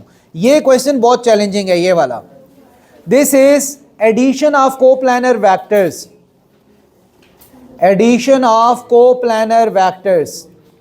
अच्छा, ये क्या होता है बेटा? ये होता है कि अगर डिफरेंट वेक्टर्स ना एक पॉइंट पे एक्ट कर रहे हो, लेट्स से 3 वेक्टर्स या 4 वेक्टर्स, तो आप उनका रिजल्टेंट किस तरह निकालेंगे? मेनली हमारे सिलेबस में 3 वेक्टर्स हैं, ठीक है? तो अब आपने कैसे निकालना है, जिस तरह ये क्वेश्चन है वो कह रहा है कि 3 coplanar forces F1 F2 F3 act on 1 point object, which combination of these forces can not produce a resultant force of 0, can not produce. ठीक है, इसका मतलब है कि 3 आपने कैन नॉट को लाजमी अंडरलाइन करना है, ये लाजमी। क्यों? क्योंकि देखो बेटा, जो मोस्ट कॉमन एमसीक्यूज होते हैं उसमें you always look for correct answer. Common MCQs में you look for correct answer, but in these type of questions you have to look for the one which may not be the, which is not the correct answer. It means 3 option correct होंगे, एक incorrect होगा, आपने वो ढूंढना है। अब vectors में वो कैसे ढूंढते हैं उसका मेथड मैं आपको बताता हूं। इसका मेथड लिख लें सब लोग, एक शॉर्टकट मेथड। नंबर 1, ये शॉर्टकट मेथड है। ठीक है, शॉर्टकट मेथड क्या है? आप 2 स्मॉलर वेक्टर्स को ऐड करें। So first is add smaller vectors, मतलब 3 में से जो 2 स्मॉलर हैं उनको ऐड करो आपस में। ठीक है, फिर उनको सब्ट्रैक्ट करो, सब्ट्रैक्ट 2 स्मॉलर वेक्टर्स। इससे आपके पास एक रेंज आ जाएगी, रेंज ऑफ आंसर। ठीक है, मिनिमम एंड मैक्सिमम। कोई भी 3 गिवन वेक्टर्स हैं, उनमें से जो 2 स्मॉलर हैं उनको आप ऐड करो और सब्ट्रैक्ट करो और एक रिजल्टेंट रेंज निकाल लो कि कितनी है। फॉर एग्जांपल ये 1 और 10, ये 2 स्मॉलर यही है ना। ठीक है, बाकी ये 10, चलो इसको हम नेक्स्ट साइड पे रख देते हैं। तो आप क्या करोगे, 1 + 10 तो ऐड करोगे तो 11 आ गया, 11 आ गया ना। उसके बाद आप क्या करोगे, 10 - 1 तो कितना आएगा, 9। ठीक है, ये आपके पास रेंज आ गई। तो रेंज क्या आई, 9 to 11 न्यूटन। समझ आ गई यहां तक? क्या मैंने कहा है कि जब 3 वेक्टर्स हों तो आपने क्या करना है, उनमें से जो 2 स्मॉलर हैं उनकी रेंज निकाल लेनी है, ऐड करके सब्ट्रैक्ट करके। अब आपने थर्ड वेक्टर देखना है कि क्या थर्ड वेक्टर उस रेंज के अंदर आ रहा है या नहीं आ रहा। Look for third vector, look for third vector coming in range और नॉट। एक सेकेंड सुन लो ना यार, इतना सिंपल नहीं है ये। देखो अगेन, आपने पहले 2 स्मॉलर वेक्टर्स की रेंज निकाल ली, ऐड करके सब्ट्रैक्ट करके, you got the range, right? मजा आ रही है? You got the range. Next आपने थर्ड वेक्टर को देखा कि यार थर्ड वेक्टर मेरे पास क्या है, तो इन 2 को मैं स्मॉलर कहूंगा यहां पे, और ये मेरे पास थर्ड वेक्टर होगा। ठीक है, समझ आ गई बात की? अब इन दोनों का 9 to 11। अब आप थर्ड वेक्टर देखो 10, क्या इस रेंज में 10 आ रहा है या नहीं आ रहा? आ रहा है ना। अगर वो आ रहा है तो उसका रिजल्टेंट 0 होगा, फिर उन 3 वेक्टर्स का रिजल्टेंट 0 होगा, लाजमी होगा। अगर नहीं आ रहा फिर वो 0 नहीं हो सकता उनका रिजल्टेंट। तो वी से look for the third vector coming in above range और नॉट। अब मैं उसको कमिंग इन, तो उसमें मैं कहूंगा कि भाई रिजल्टेंट 0 है। नॉट कमिंग इन, तो फिर मैं उसमें क्या कहूंगा कि उसका जो रिजल्टेंट है वो 0 नहीं होगा उन तीनों वेक्टर्स का। 2 स्मॉलर वेक्टर की रेंज निकाल लें, थर्ड वेक्टर को देखें उस रेंज में है या नहीं। अगर उस रेंज में है तो रिजल्टेंट 0 होगा उन तीनों का। अगर उस थर्ड वेक्टर उस रेंज में नहीं आ रहा तो फिर रिजल्टेंट 0 नहीं होगा। अब ट्राई करें, अब इस क्वेश्चन को आगे आप खुद ट्राई करें, इसी मेथड को लगाएं, देखें क्या आंसर है। लगा के चेक कर लें सब लोग, डी पे ये लगाएं मेथड और चेक करें। 2 + 7 डी पे लगाओ। 2 + 7 कितना होता है, 9, और 7 - 2 कितना होता है, 5। तो रेंज क्या आ रही है, 5 to 9। थर्ड वेक्टर क्या है, 10। क्या 10 उस रेंज में आ रहा है? नहीं आ रहा। इसका मतलब है कि ये जो डी ऑप्शन है, इनमें तीनों फोर्सेस का रिजल्टेंट 0 नहीं हो सकता किसी भी सूरत में। ठीक है, इसी तरह अगर आप डबल चेक करना चाहते हैं, बी पे खुद लगा के सब लोग देख लें। जिन्हें ये थोड़ा मुश्किल लग रहा है वो बी पे लगा के इस मेथड को देखें कि क्या वो बी में 0 आता है रिजल्टेंट या नहीं। क्यों भाई, क्लियर?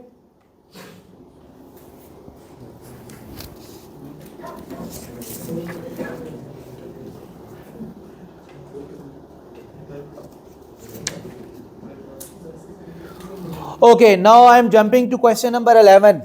क्वेश्चन नंबर 11 पे चलें सब लोग.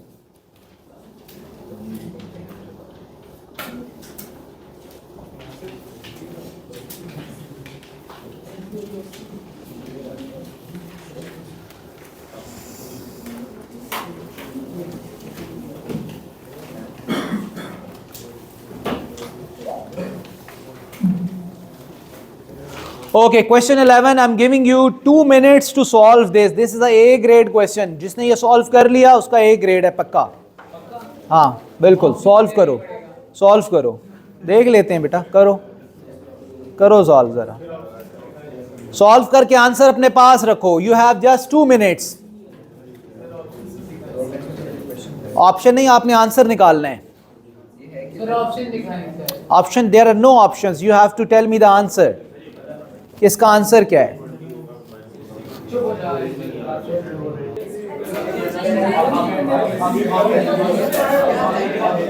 ओके बेटा, इस क्वेश्चन को देखें.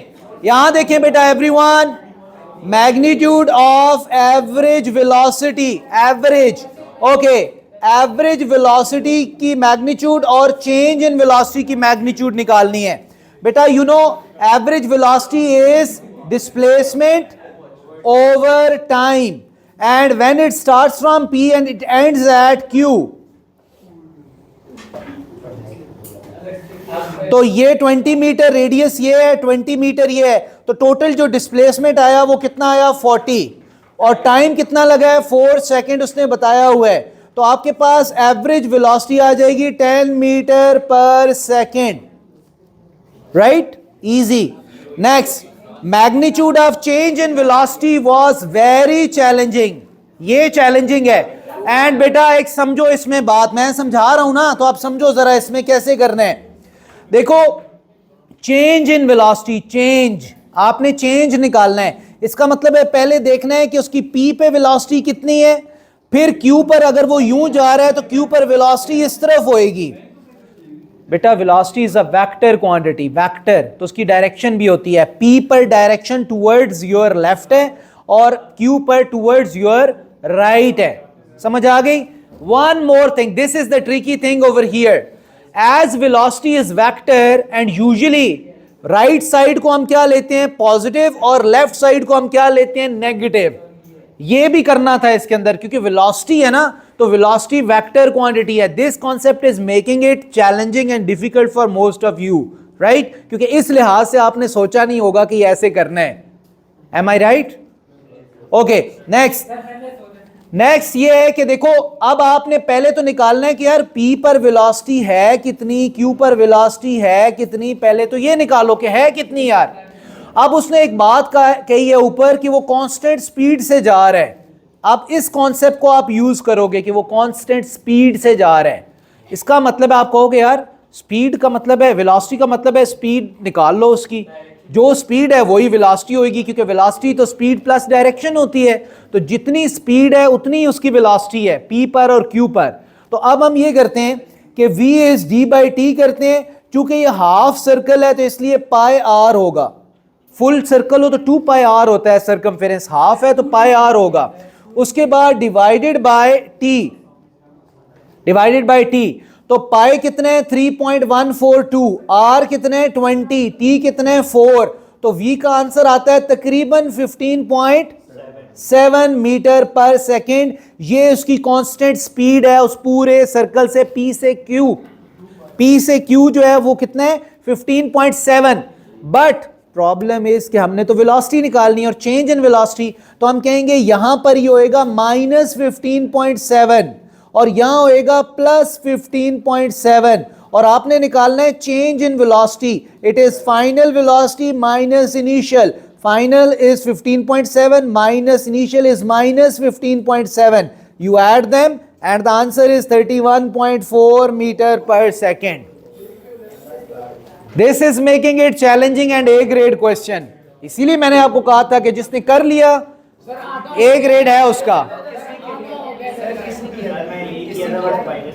पहले दुआ ने किया है सबसे पहले, फिर अनाया ने किया है, और उसने साथ रानिया को पास किया है, उसने साथ जिमल को पास किया है. सर हमारी गलती नहीं है, सर हमें कुछ नहीं है.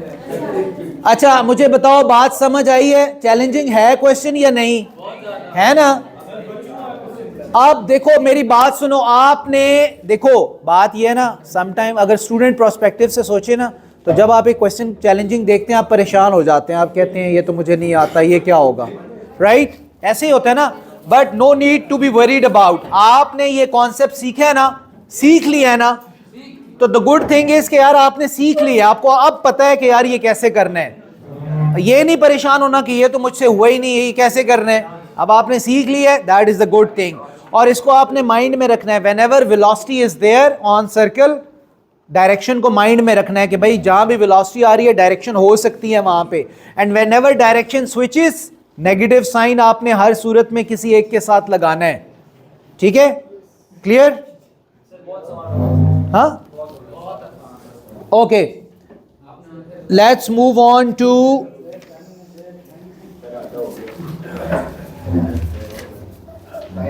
one more challenging thing.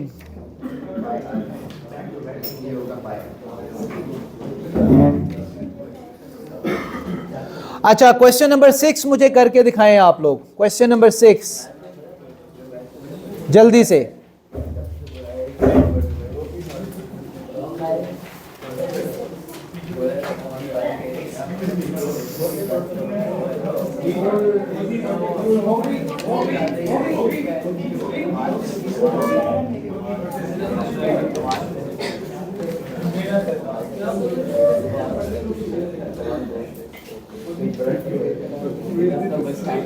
जल्दी करें, जल्दी। एक ये 6 और फिर इससे पिछले 6 के ऊपर जाना है, चैप्टर 1 के 6 पे जाना है।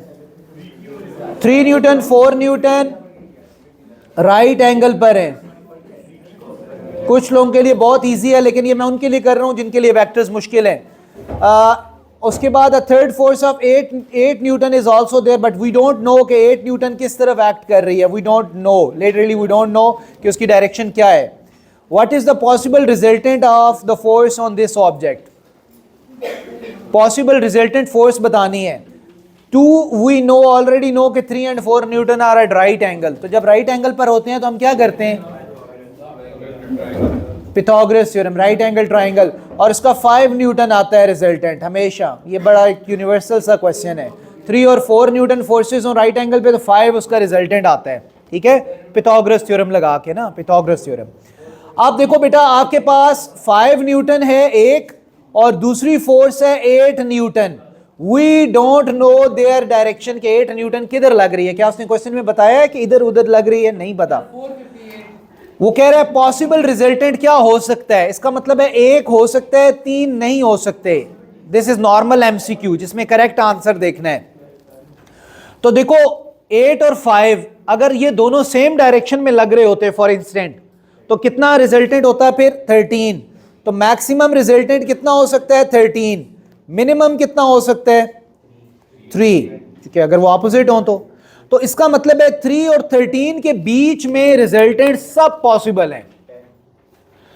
3 और 13, 3 से लेस पॉसिबल नहीं है, 13 से ऊपर भी पॉसिबल नहीं है।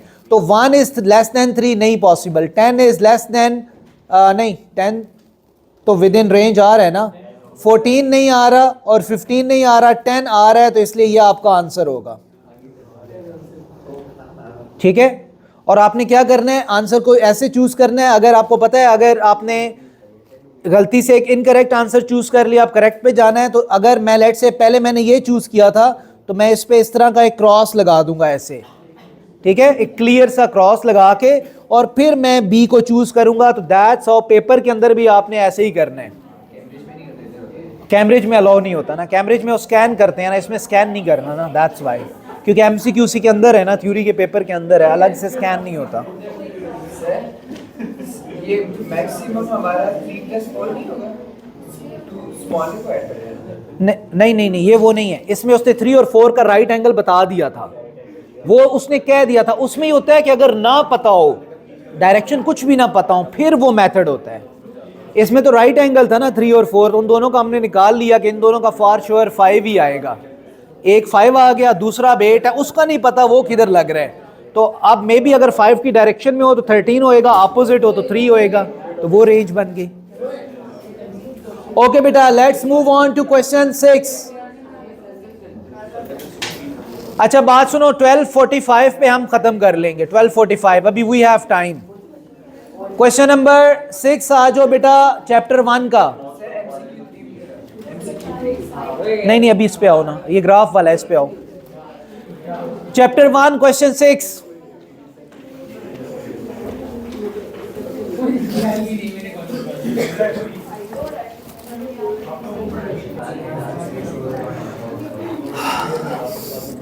Okay beta, so let's sum this up.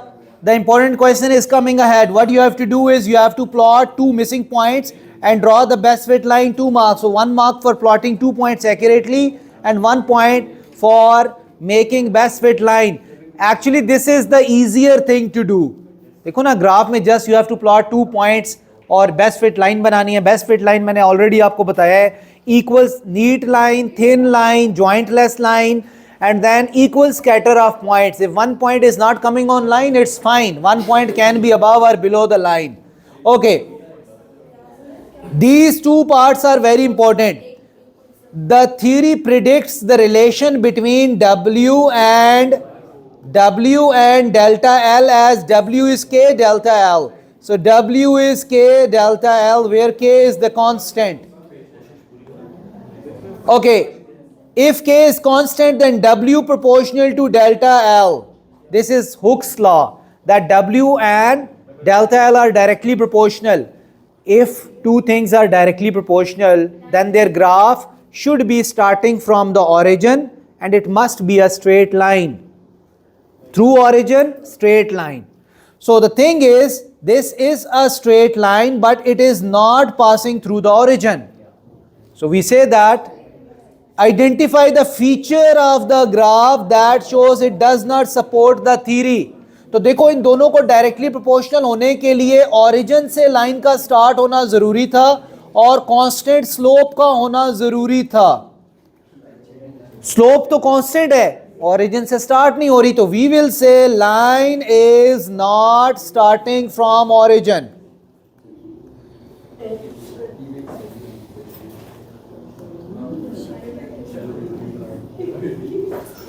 Clear? Next, the graph does not support the theory because of a systematic error in the experiment. State a possible systematic error that can account for this. अच्छा जो scale था वो may be 0 पे set नहीं था, या इस question में, वैसे इस क्वेश्चन का आंसर ये है कि जो ट्रे है उसकी मैथ्स हमने बीच में ऐड नहीं की, लेकिन वो पूरा क्वेश्चन होगा तो आपको पता लग जाएगा. लेकिन of course systematic error mean एक सिस्टम का एरर, एक कांस्टेंट साइज एरर. तो मे बी जो बैलेंस है वो 0 पे सेट ना हो, मे बी आपने कोई एक्स्ट्रा चीज रखी हुई है, उसका वेट आप मेजर ही नहीं कर रहे और वो वेट हर रीडिंग के अंदर आ रहा है. That's why your graph is not starting from origin. अच्छा आपको पता है ग्राफ से हमें 2 एरर्स पता लगते हैं. ग्राफ से एक पता लगता है रैंडम एरर और एक पता लगता है सिस्टमैटिक एरर. ग्राफ से रैंडम एरर कैसे पता लगता है? स्कैटर ऑफ पॉइंट से. Scatter of points. If the points are scattered all above and below, अगर पॉइंट स्कैटर्ड हो, लाइन पे ना आ रहे हो, तो हम कहेंगे इसमें रैंडम एरर है. फॉर एग्जांपल अगर ये एक लाइन मैंने ड्रॉ की है और इसके ऊपर मैंने पॉइंट्स बनाए हैं, लेट्स से पॉइंट्स ये हैं, this is first point, second point, third point, fourth point, fifth point, sixth point. This is the best fit line. 3 points are above, 3 points are below. But as all points are scattered, so we will say there is lot of random error in it. So scattering of point tells you random error in your reading.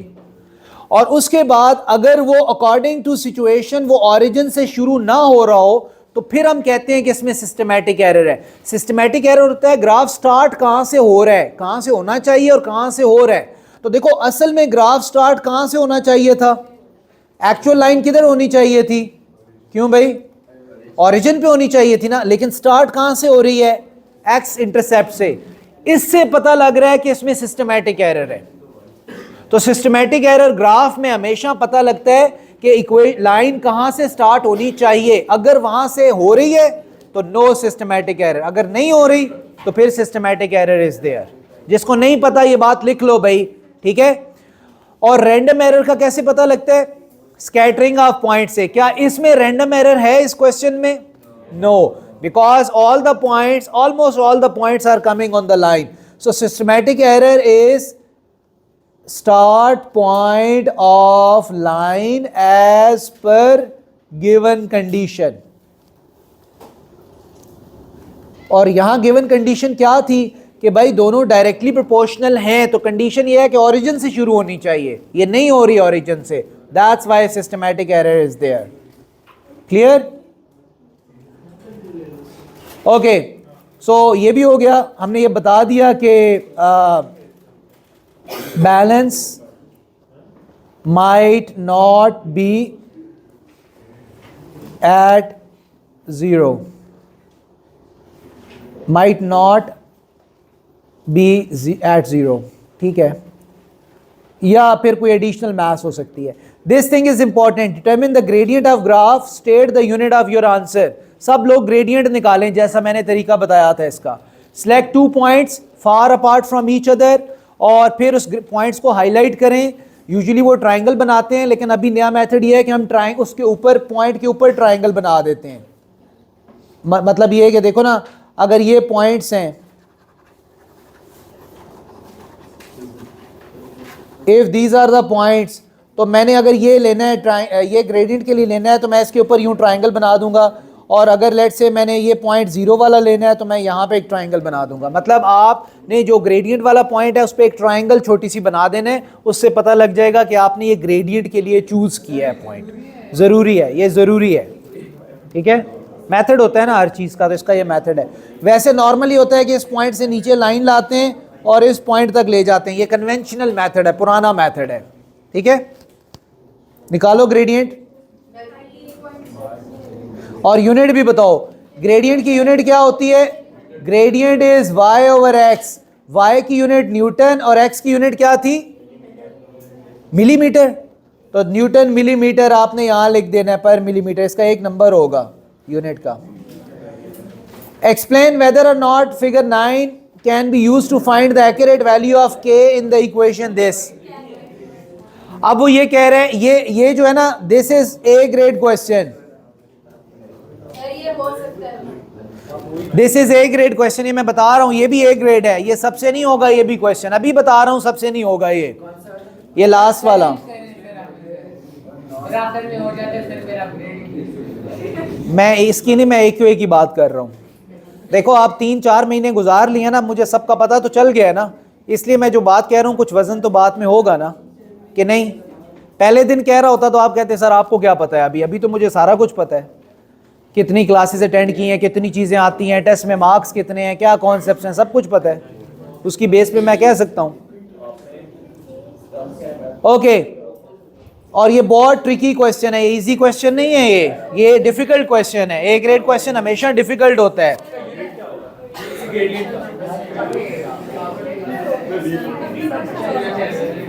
Y axis पे क्या है? Newton. X axis पे क्या है? Millimetre. तो gradient y over x होता है, तो न्यूटन पर मिलीमीटर होता है. ठीक है, अच्छा जी. रानिया बताओ नंबर 5 का आंसर क्या होगा?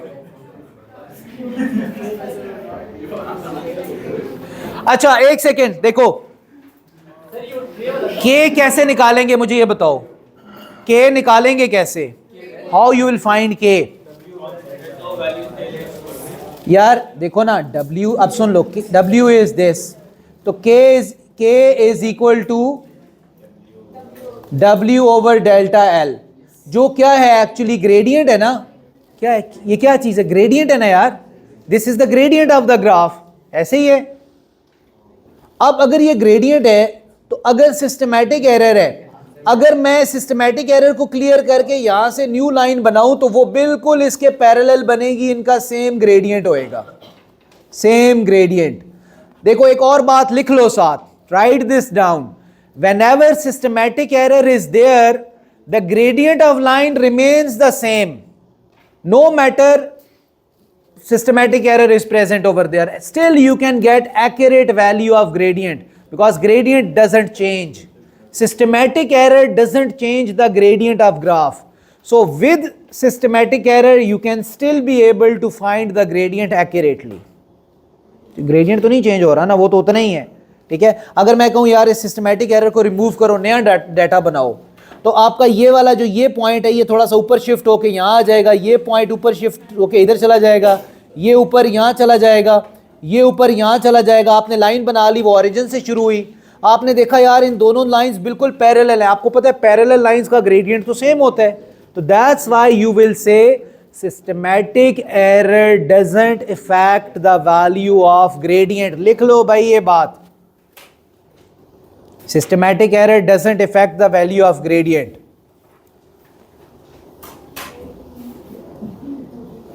अच्छा, अभी जो मैंने आपको नई शीट दी है ना, उसमें एक क्वेश्चन था जिसने पहले भी हमें बहुत तंग किया है। Let's move to that question. New sheet में क्वेश्चन नंबर 23 पे आ जाओ। बस लास्ट क्वेश्चन फॉर टुडे है, क्वेश्चन नंबर 23।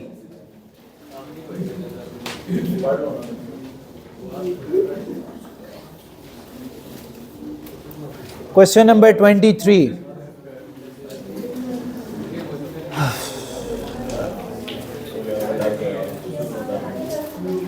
ओके, ये क्वेश्चन हमने पहली दफा किया था, हमने इनकरेक्ट किया था, ठीक है।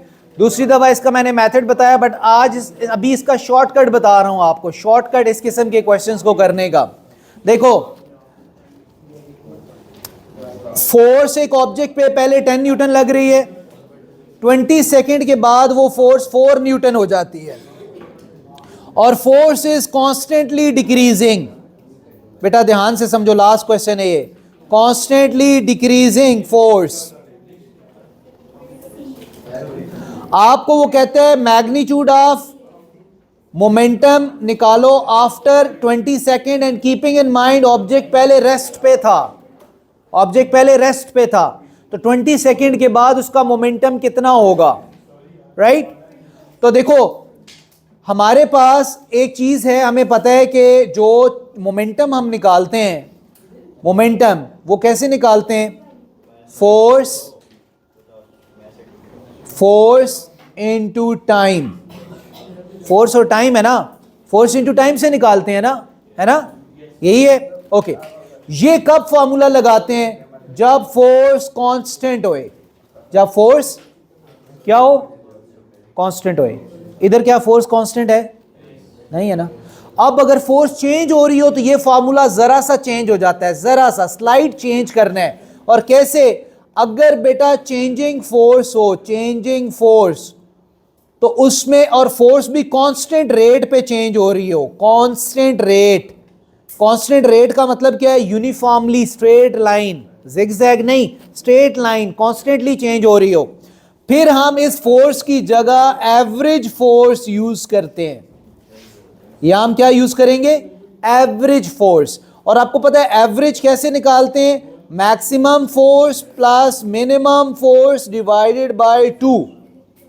तो मैक्सिमम कितनी है, 10, this is maximum force. Minimum कितनी है, 4, तो हम मैक्सिमम कितनी है 10, मिनिमम कितनी है 4 डिवाइडेड बाय 2, 14/2 इज 7। तो अब हमारे पास मोमेंटम आ गया average force into time, so 7 into 20 is 140, so 140 is the answer, right? So this is the shorter version of it.